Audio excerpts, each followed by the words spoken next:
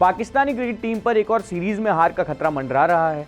New Zealand के खिलाफ 5 टी20 मैचों की सीरीज में पाकिस्तान पहले 2 मैच हार चुका है। इससे पहले ऑस्ट्रेलिया में टेस्ट सीरीज में भी पाकिस्तान का व्हाइट वॉश हुआ था। क्या पाकिस्तान की टीम में माहौल ठीक है? इस वीडियो में हम इसी मुद्दे पर बात करेंगे। 17 जनवरी की तारीख पाकिस्तान क्रिकेट में एक बड़ी तारीख बनने जा रही है। इसी तारीख को पाकिस्तान को न्यूजीलैंड के खिलाफ तीसरा टी20 मैच खेलना है। पहले 2 टी20 मैचों में पाकिस्तान की टीम को हार का मुंह देखना पड़ा था। पहले मैच में न्यूजीलैंड ने पाकिस्तान को 46 रन से हराया था और दूसरे मैच में हार जीत का अंतर 21 रन था। इन दोनों ही मैचों में पाकिस्तान की टीम मैदान में दिखी ही नहीं। गेंदबाजी में अनुशासन नहीं दिखा।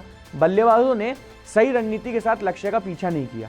फील्डिंग में भी कमियां साफ दिखाई दी। लेकिन मैदान के भीतर की इन कमियों से अलग चर्चा ये भी है, क्या पाकिस्तान की टीम में खींचतान चल रही है? क्या खिलाड़ियों में रिश्ते अच्छे नहीं हैं? क्या बदलते समीकरण के साथ खिलाड़ियों को एडजस्ट करने में दिक्कत आ रही है? इन सभी सवालों के जड़ में है वो बदलाव जो हाल ही में पाकिस्तान क्रिकेट बोर्ड ने किया था। आपको याद दिला दें कि भारत में खेले गए 2023 वर्ल्ड कप के बाद बाबर आजम की कप्तानी चली गई थी। इसके बाद टेस्ट टीम की कमान शान मसूद को सौंपी गई थी। टी20 टीम की कप्तानी शाहिन अफरीदी को दी गई। बाबर आजम दोनों ही फॉर्मेट में टीम का हिस्सा तो रहे, लेकिन उनके बल्ले से कोई मैच विनिंग पारी नहीं निकली है। टी20 सीरीज के पिछले 2 मैचों में उन्होंने अर्धशतक लगाया है, लेकिन उससे पहले टेस्ट सीरीज में उनका बल्ला पूरी तरह से खामोश रहा था। पाकिस्तान में बाबर को लेकर चर्चा इसलिए और ज्यादा हो रही है क्योंकि टी20 सीरीज में कप्तान शाहिन अफरीदी ने बाबर आजम का बैटिंग ऑर्डर तक बदल दिया है। सवाल यह है कि क्या एशिया कप का विवाद पाकिस्तान की टीम पर भारी पड़ रहा है? दरअसल पिछले साल एशिया कप में पाकिस्तान की टीम बाहर हो गई थी। हारिस रऊफ और नसीम शाह एशिया कप में चोट की वजह से नहीं खेल पाए थे। सुपर 4 के मैच में श्रीलंका ने पाकिस्तान को हराकर टूर्नामेंट से बाहर कर दिया था। बाद में ये खिताब भारतीय टीम ने जीता था। टूर्नामेंट के बाद पाकिस्तान में ये चर्चा गर्म थी कि एशिया कप में श्रीलंका से हार के बाद कप्तान बाबर आजम और शाहिन अफरीदी में कहासुनी हो गई थी। ऐसी चर्चा थी कि इस हार के बाद बाबर आजम ने कहा था कि टीम के सीनियर खिलाड़ी अपना रोल सही तरीके से नहीं निभा रहे हैं। इस पर शाहिन अफरीदी ने आपत्ति भी की थी। शाहिन का कहना था कि बाबर आजम को खिलाड़ियों का नाम लेकर ये बात कहनी चाहिए, ना कि इनमें से अब खिलाड़ियों को लपेटना चाहिए। पाकिस्तानी मीडिया में ऐसी चर्चा थी कि इसी बात को लेकर बाबर बनाम शाहिन का माहौल टीम में बन गया। अब बाबर की कप्तानी जा चुकी है। अब शाहिन अफरीदी टी20 फॉर्मेट में कप्तानी कर रहे हैं। उन्होंने टीम की कमान संभालने के साथ ही सबसे पहले बाबर आजम को बल्लेबाजी क्रम में नीचे ला दिया।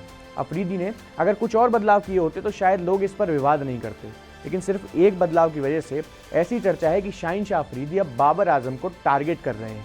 वैसे पाकिस्तानी क्रिकेट में ऐसा कोई नई बात नहीं है। पाकिस्तानी क्रिकेट में पहले भी लाहौर लॉबी, कराची लॉबी और अलग अलग शहरों की लॉबी का खेल चलता रहता है। इस पूरे मुद्दे पर पूर्व कप्तान आमिर सोहेल ने भी सवाल उठाए हैं। उन्होंने कहा कि अगर शाहिन अफरीदी को बतौर कप्तान कड़े फैसले लेने हैं तो उन्हें मोहम्मद रिजवान को भी ओपनिंग से हटाना चाहिए। ऐसे में फ़खर जमा से बल्लेबाजी की शुरुआत कराई जा सकती है। फ़खर जमा को आक्रामक सलामी बल्लेबाज माना जाता है। वनडे में उनका स्ट्राइक रेट 90 से ज़्यादा का है तो टी20 में करीब 130 का। दरअसल पाकिस्तानी बल्लेबाजों में बाबर आजम और मोहम्मद रिजवान की स्ट्राइक रेट को लेकर काफ़ी समय से किचकिच चल रही है। ये दोनों ही खिलाड़ी अनुभवी हैं, दोनों ही भरोसेमंद हैं, लेकिन दोनों के ही रन बनाने की रफ्तार बिल्कुल एक जैसी है। बाबर आजम की वनडे स्ट्राइक रेट 88 के करीब है और टी20 में 130 के करीब। बिल्कुल ऐसा ही स्ट्राइक रेट मोहम्मद रिजवान का भी है। रिजवान ने 89.90 की स्ट्राइक रेट से वनडे और 127.66 की स्ट्राइक रेट से टी20 में रन बनाए हैं।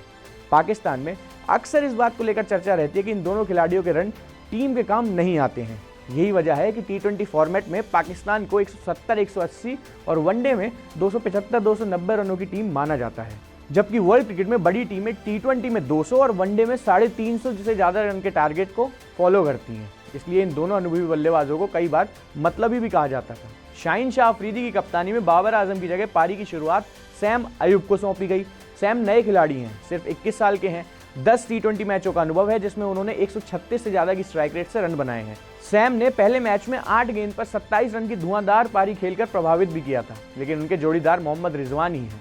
आमिर सोहेल ने यह भी सवाल उठाया कि मोहम्मद वसीम को प्लेइंग 11 में क्यों नहीं रखा जा रहा है। वैसे अंत में 2 बातें जानना और भी जरूरी है।